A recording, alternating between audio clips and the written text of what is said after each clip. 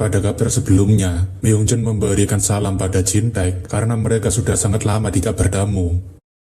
Jin-taek bersama dengan istrinya tentunya sangat terkejut karena orang yang mereka temui adalah Lee Myung-jun yang sebelumnya sempat bermasalah dengan mereka. Jin-taek tentunya kebingungan kenapa wakil presiden Lee Myung-jun bisa berada di sini dan bukankah seharusnya Myung-jun hanya memiliki satu orang putri. Akan tetapi, Jin-taek akhirnya menyadari jika semua ini jadi terhubung karena Myung-jun ingin menggunakan gadis iblis itu sebagai alat balas dendamnya. Jin-taek menanyakan meskipun dulu mereka memiliki masalah di antara anak mereka, tetapi bukankah yang dilakukan oleh gadis iblis itu sudah keterlaluan? Jin-taek mengatakan mau dilihat dari sisi manapun, situasi ini hanya bisa dilihat sebagai tindakan balas dendam yang dia lakukan pada anak-anaknya. Jin-taek menanyakan apakah perkataannya ini salah, dan Myung-jun membenarkannya jika perkataannya itu salah karena dia sudah salah paham. Myung-jun mengatakan seperti yang sudah dirinya katakan pada konferensi pers tahun lalu, jika dirinya sudah memaafkan mereka semua atas perbuatan bullying pada anaknya. Myung-jun mengatakan bukankah perkataan itu sudah dipegang oleh semua orang, tapi Jin-taek mengatakan apakah dirinya ini terlihat seperti orang tolol baginya. Jin-taek mengatakan jika dia mau membuktikan kalau ini bukanlah tindakan balas dendam, lebih baik dia memberikan kompensasi yang sesuai. Jin-taek mengatakan kalau dia tidak bisa memberikannya, seluruh negeri ini akan tahu jika penerus potensial dari perusahaan besar menggunakan minor untuk membalaskan dendam pribadinya. Dalam hatinya, Myung-jun sebenarnya ingin melumat kepala Jin-taek sesegera mungkin, tetapi dirinya harus bersabar demi rencana balas dendamnya. Myung-jun mengatakan tentu saja dirinya akan memberikan kompensasi yang sesuai, jadi sekarang dirinya akan menjelaskannya secara keseluruhan. Myung-jun mengatakan pertama-tama dirinya sudah mendengar bahwa dia sekarang sedang menjalankan bisnis sebagai seorang CEO dari perusahaan Yogun Trading. Myung-jun juga sudah tahu jika dia sekarang sedang berusaha untuk memperluas pasar perusahaannya sampai ke tingkat Asia Tenggara.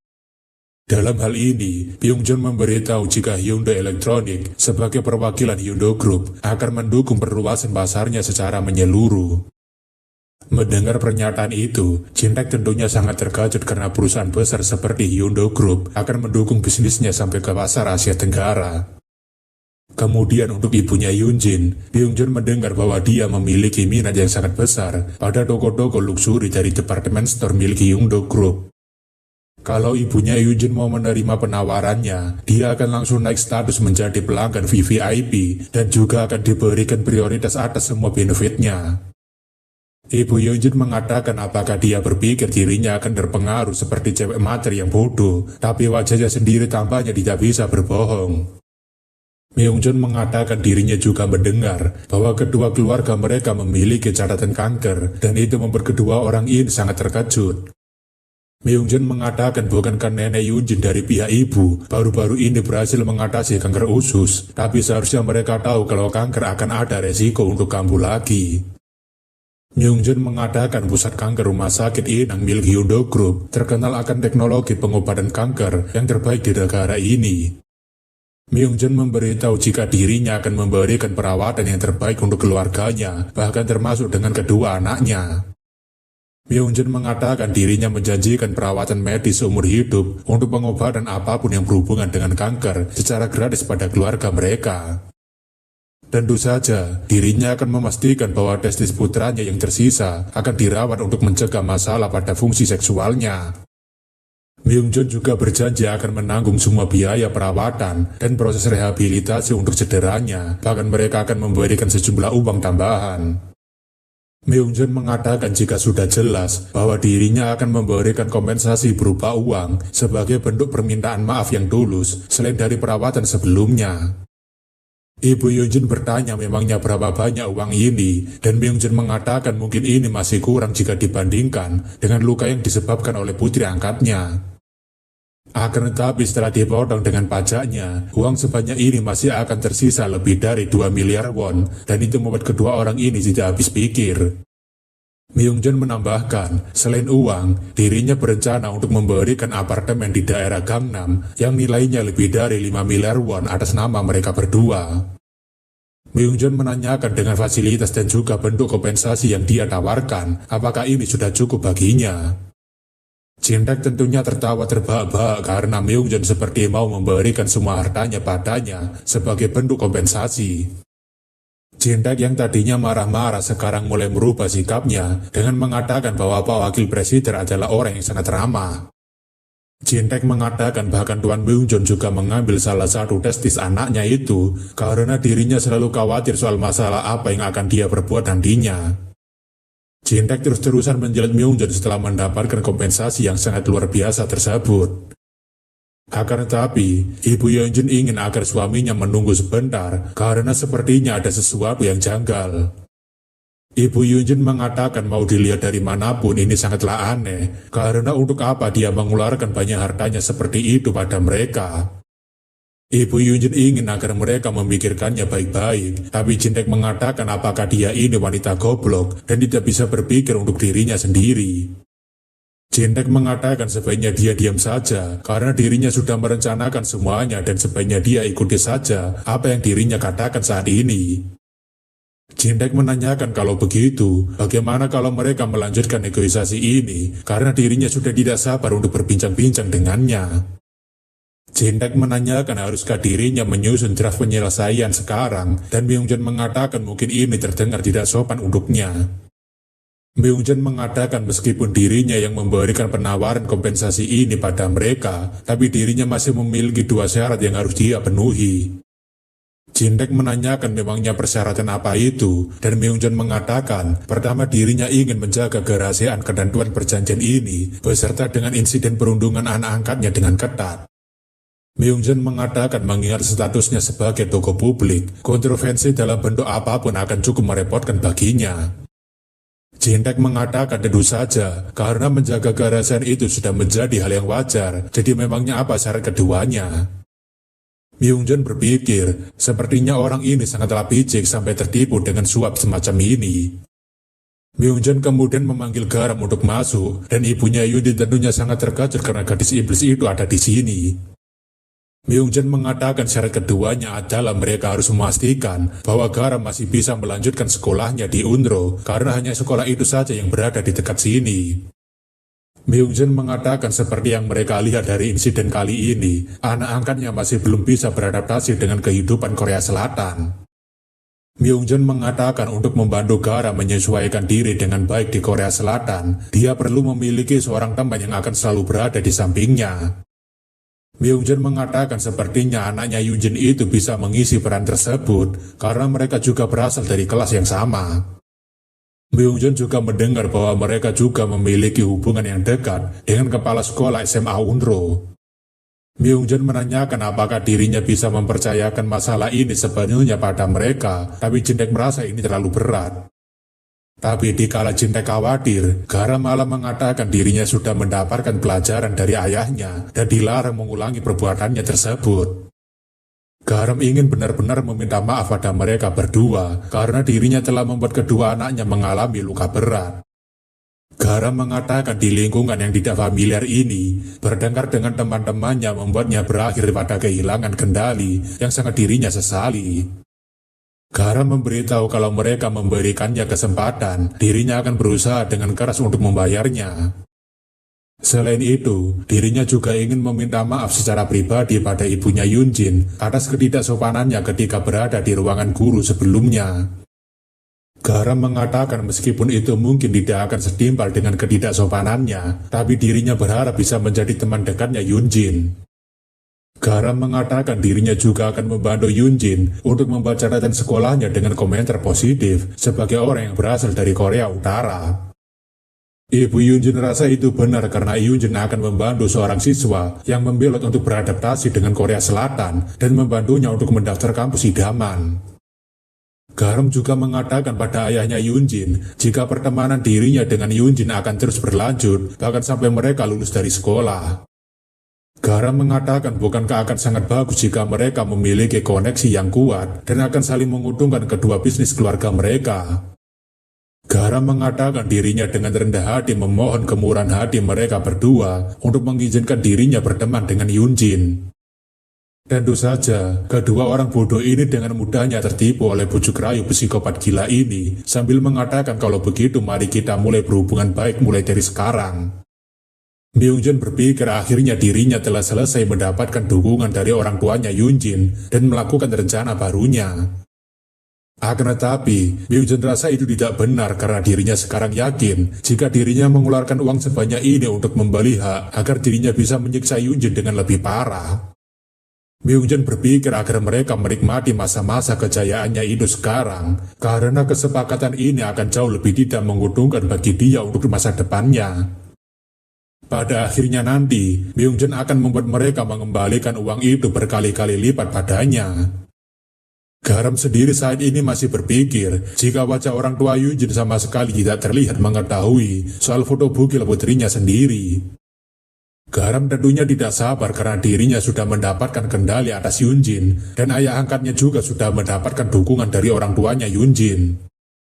Sudah bisa ditebak jika cewek psikopat ini merasa sangat kegirangan karena dirinya bisa menyiksa Yoon-jin sepuas hatinya dan ayah angkatnya akan menyelesaikan masalah dengan ayahnya Yoon-jin. Di sisi lain, Yoon-jin sangat optimis jika Garam saat ini pasti sedang memohon pada ayahnya dengan penuh tangisan dan dia pasti akan tahu siapa sebenarnya ayahnya. Yoon-jin sangat yakin jika iblis jalang itu akan dikeluarkan dari sekolah karena ayahnya memiliki hubungan yang dekat dengan kepala sekolah. Yoon-jin yakin jika si jalang mata-mata itu akan dikeluarkan dari kakaknya dan keluarga angkatnya juga akan bangkrut karena harus membayar kompensasi perawatan kakaknya. Yoon-jin sangat yakin jika pada akhirnya yang keluar sebagai pemenang dan tertawa sepuasnya adalah dirinya, tapi sayangnya orang ini masih tidak sadar jika dia memilih lawan yang salah. Sedikit masa lalu tentang pembulian hiena, di mana dia sedang diperlakukan seperti binatang oleh Yoon-jin. Yoon-jin menyuruh hiena untuk menggonggong seperti anjing di depan anak-anak laki-laki dan berjalan seperti anjing juga. Hiena yang dibully tentunya tidak memiliki pilihan lain selain menggonggong seperti anjing sambil menangis. Akan tetapi, Yoon-jin malah menarik pengikat leher hiena sembari mengatakan agar dia menggonggong seperti anjing dengan benar.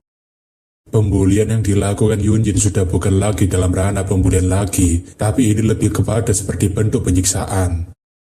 Tidak hanya itu saja, yang dilakukan Yoon-jin bahkan lebih parah lagi, karena hiena disiksa di toilet laki-laki. Admin sendiri sebenarnya tidak tega untuk menceritakan bagian ini, karena terlalu kasihan pada hiena, sebab para pembuli ini sudah kelewatan batas. Bahkan yang lebih parah lagi, Yoon-jin menyuruh agar hiena mengangkat satu kakinya dan kencing seperti seekor anjing. Tentu saja, Yoon-jin yang berada di sana akan merekam aksinya hiena sebagai kenang-kenangan, tapi hiena hanya bisa menangis karena tidak ada yang bisa menolongnya. Tapi sepertinya, itu adalah mimpi buruk Myung-jun yang terlalu banyak membaca buku diari anaknya yang selama ini dibully oleh mereka. Tentu saja sebagai seorang ayah yang telah kehilangan satu-satunya putri kesayangannya, mimpi tersebut terlihat sangat nyata baginya sampai membuatnya kesulitan bernafas. Myung-jun berpikir dirinya kali ini memimpikan mimpi buruk tersebut karena buku harian hiena yang muncul setiap harinya dan menyiksanya setiap malam. Tapi meskipun begitu, dirinya akan terus mengingat mimpi buruk itu dan tidak akan pernah melupakannya selamanya. Myung-jun yakin jika mimpi buruk itu adalah cara hiena untuk memberitahu dirinya jika dia selama ini sangat menderita. Myung-jun mengatakan jika tangisan anaknya yang selama ini sangat menderita, akhirnya dirinya bisa mendengarkannya. Myung-jun tidak ingin anaknya memaafkannya dan membiarkannya hidup di neraka ini sebagai seorang iblis yang menginginkan balas dendam. Namun ketika sedang berjalan keluar, tampaknya Garam sedang bersantai di balkon apartemen sembari menyaksikan pemandangan. Garam yang melihat ayah angkatnya terbangun tentunya menanyakan kenapa ayah angkat keluar malam-malam begini. Myung-jun mengatakan dirinya tiba-tiba saja terbangun dari tidurnya, tapi memangnya apa yang sedang dilakukan oleh Garam dan tidak tidur. Garam mengatakan dirinya sedang memikirkan hari di mana dirinya bisa bermain-main dengan Yoon-jin, jadi dirinya sangat berdebar-debar sampai tidak bisa tidur. Garam menanyakan apakah ayahnya juga terbangun dari tidurnya, karena dia juga terlalu bersemangat seperti dirinya, dan Myung-jun mengatakan kurang lebih seperti itu. Myung-jun kemudian mengatakan agar Garam mengingatnya baik-baik, dan Garam menanyakan memangnya kenapa. Myung-jun mengatakan karena dirinya sudah menyerahkan padanya soal balas dendamnya, jadi Garam harus menghancurkan semua hal yang berkaitan dengan Yoon-jin. Garam mengatakan ayah angkat tidak perlu khawatir soal itu, karena dia bisa menyerahkan semua itu padanya, dan dia hanya tinggal menikmati suara teriakan mereka seperti sebelumnya. Keesokan harinya, SMA Unro tampaknya sedang sangat ramai, karena ada sesuatu yang sangat mengejutkan. Kehebohan di sekolah itu tampaknya membuat para siswi ketakutan dengan kedatangan seseorang yang membuat ulah kemarin. Tentu saja, semua itu dikarenakan Yunjin sangat terkejut sebab wanita iblis itu masih bisa bersekolah dan wajahnya terlihat sangat percaya diri. Yunjin berpikir, memangnya apa yang dilakukan ayahnya kemarin, bahkan dia tidak menjelaskan apapun padanya. Kemarin, Yunjin sangat terkejut karena ayahnya menyuruhnya untuk berteman baik dengan Garam. Jintaek mengatakan dirinya sudah berbicara dengan orang tua Garam, dan rupanya dia adalah seorang pria yang mengagumkan dan juga baik hati.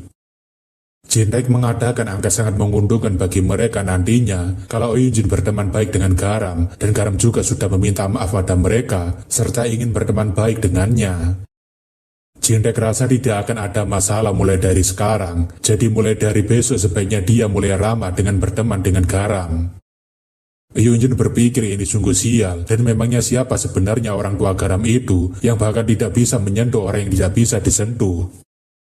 Mau bagaimanapun, Yunjin tidak tahu bagaimana ayahnya bisa berpikir dirinya akan berteman dengan orang yang menghajar wajahnya sampai babak belur.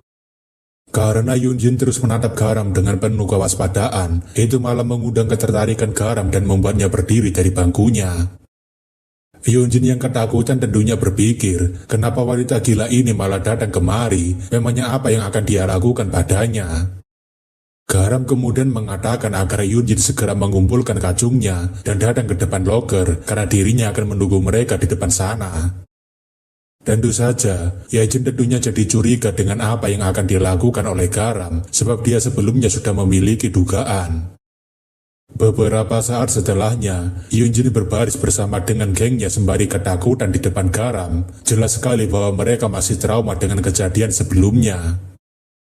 Yunjin menanyakan kenapa Garam tiba-tiba menyuruh mereka untuk berbaris di sini, dan bukankah dia bisa berbicara padanya seperti tadi.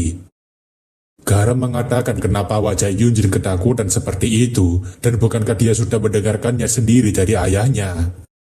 Garam mengatakan dirinya memutuskan untuk mulai bergaul dengan mereka, dan Yunjin mengatakan itu benar, karena dirinya juga mendengarkannya dari ayahnya. Garam mengatakan karena mereka sudah mulai berteman, jadi untuk melambangkan persahabatan mereka, dirinya sudah menyiapkan sebuah game untuk dimainkan bersama-sama, dan Yunjin menanyakan memangnya game apa itu. Garam mengatakan ini adalah sebuah game yang disukai oleh semua orang, baik yang muda maupun yang sudah tua, dan nama permainannya adalah mengajak jalan-jalan seekor anjing. Tentu saja, Yunjin tentunya tidak asing dengan permainan ini, karena dia sendiri sudah menggunakannya pada hiena. Rambut hitam yang ketakutan menanyakan, apakah permainan mengajak jalan-jalan seekor anjing ini seperti apa yang mereka pikirkan. Garam mengatakan tentu saja tidak, karena ini bukan seperti apa yang mereka takutkan, dan rambut hitam bersyukur tapi dirinya penasaran, memangnya permainan seperti apa itu. Garam mengatakan dirinya akan mengekang mereka menggunakan pengekang anjing ini, dan mengajak mereka berkeliling, tapi rambut hitam berpikir, bukankah itu sama saja dengan apa yang mereka pikirkan. Para siswi yang melihatnya tentunya hanya bisa merinding, dan mereka berpikir apakah Yon Garam itu sudah tidak waras.